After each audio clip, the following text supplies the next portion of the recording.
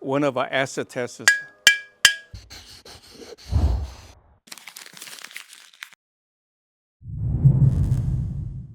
Hi, I'm Miltonchang of Bonsaiheirloom. It's a beautiful autumn day, and I'll do the Q&A today. But before I do that, I want to encourage you to send in photos of your trees, of your tree or bonsai, that you're a little bit uncertain about how you're going to modify it or reshape it. Please send us a few photos so I get a different view of the tree. And I think this would be an interesting program to add to the Q&A session, is to go over what you send me, one or two each week, and point out the option. And I'll try to learn how to do sketching. I'm not a very good artist, but I'll struggle to do some sketches to show you what the tree may look like. And I think that will be very enriching to the program. And I think that will benefit the audience, and I learn from it as well. So please do that. Send me the photo of your trees that you're a little bit particularly challenged to rework, and we'll see what we can do. You know, maybe you like them, maybe you don't. I don't know. About sending in photos, I want to show you this lovely sketch of me doing my bonsai, sent to me by Edvard in Canada. And you can see he's very kind. He's a very good artist. He caught the intensity of my facial expression in doing a tree. And he also is very kind to make me look a lot younger. And in fact, he even modified my tree that I was working on. So it's fun. And I thank you very much, Ed, for excellent sketch that you're sending me. With that in mind, let me go to this week's question. The question is, how do I water my small trees? Very easy, no different from any other tree. Keep the tree hydrated, moist, and I suggest you plant your small tree either in an oversized nursery pot and put a lot of slow release fertilizer, or put it in the ground, let it grow fast, and then chop it back to grow the tree. So since we're at it, let me repeat one more time what you do with a sapling. You grow a sapling, a little tree, and it grows tall to thicken the trunk. And let's say if you want to make a bonsai about this height, you chop it to about this height, 25% lower, let's say. And then what happens is there will be branches growing everywhere. And in fact, when you buy a tree from us, it will be the natural, almost the formal upright style, a tree you'll find in nature. And if you want to drastically modify, when you see a tree has certain branching that in an interesting angle, you can cut off the rest and encourage that growth to shape your tree into the bonsai that you envisioned. So then you'll have a lot of branches growing out of this shortened tree. Then what you can do is that you let them grow and let it grow tall, and you cut it again. After a couple of times, you have a pretty good trunk. Then I suggest what you do is you take it out of the pot or take it out of the ground and reorient it so you have a trunk. Instead of going straight up, it's slanted, and one of the branch may be this way, and that branch may go this way again. So you turn the tree to let this branch grow big, and you repeat the process several times. You have a nice tree that's turning and nice tapering, and that's how I create my bonsai, just about every tree. So in short answer to your question is, watering your tree all the same, putting slow release around the edge of the pot so you don't kill the roots. I think the tree should grow thicken for you very quickly. Are there any real Yixing teapots or bonsai pots? Rumor says Yixing is running out of clay years ago. Well, I don't know about that. I was told there's a whole mountain near Yixing that's producing the clay, but maybe, they will figure out how to modify it to have the good quality pots. Like we go through a very stringent process. I talk about the ringing. It really is show the structure of the clay. So, for example, this is the pot we offer in quantities from Yixing.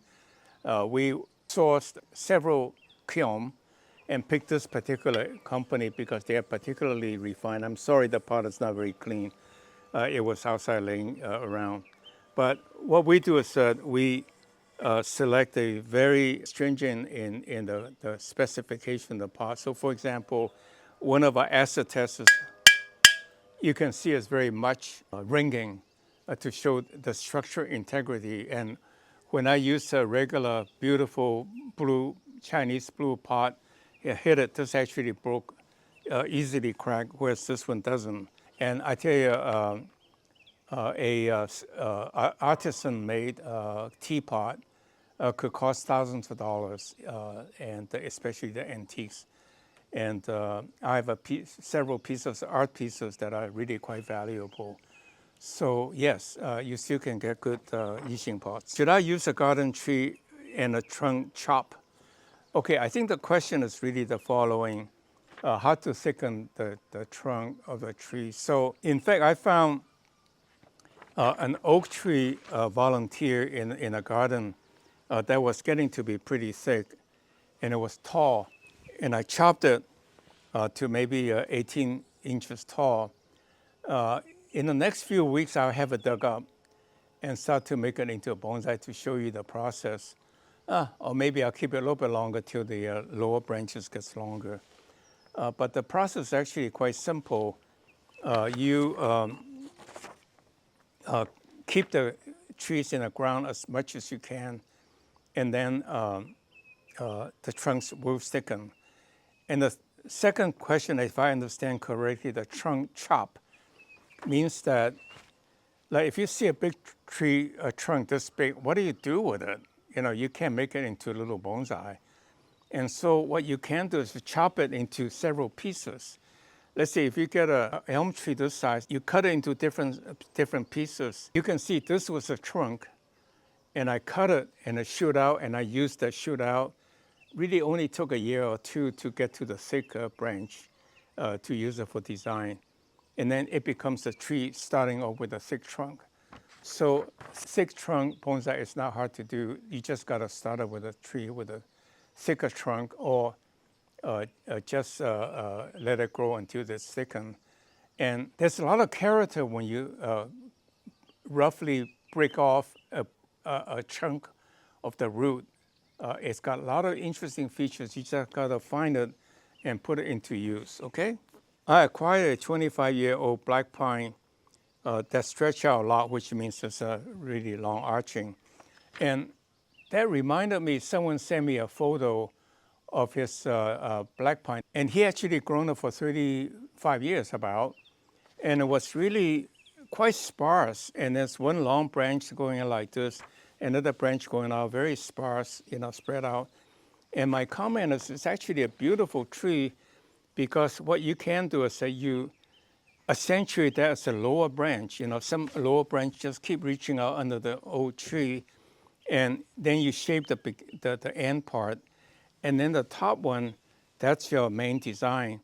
And you shorten the long branches in a sense that here's a long branch, and you cut it back to there's some green behind, and that will thicken and that will grow out for you to do design. And pretty soon you'll have a nice tree that's reasonably short and with a long arching branch shooting out. And then the roots are terribly bound, literally, all wound up. Some people will have an old bonsai looks like that. I think it's terrible looking, at least it's a shame that the roots are not grasping, like a powerful natural tree. So what you can do is that you cut one root at a time until you get all the redundant roots cleaned up. You will not kill the tree if you do it over time. And at the same time, you can make the dead roots shari, I think they called it, to show an old tree that the roots that are not in the right places died off and becomes the wood. It's beautiful if you do it right, very artistic. So yes, please send me a photo that points out.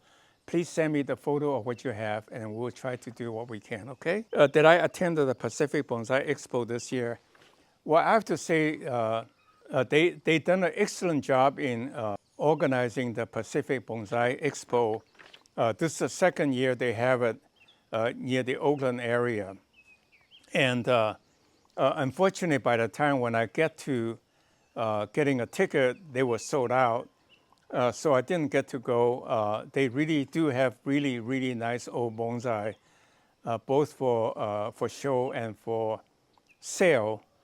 So I encourage to go next time. There are many vendors selling many bonsai-related equipment, but I didn't go. But it's worth attending. There are several places you really can look at good bonsai. The Huntington Library, for one, that's in Los Angeles area. The Lake Merritt Bonsai Garden in Oakland, that's excellent. And I'm sure back east you have the National Bonsai Museum in Washington, D.C.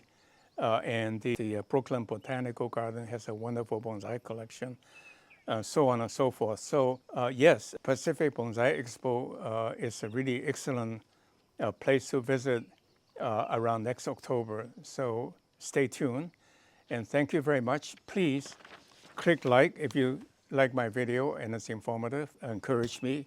You want me to go on, don't you? Subscribe to our channel, tell a friend, and send us email address so we can send you appropriate availability information appropriate to the weather.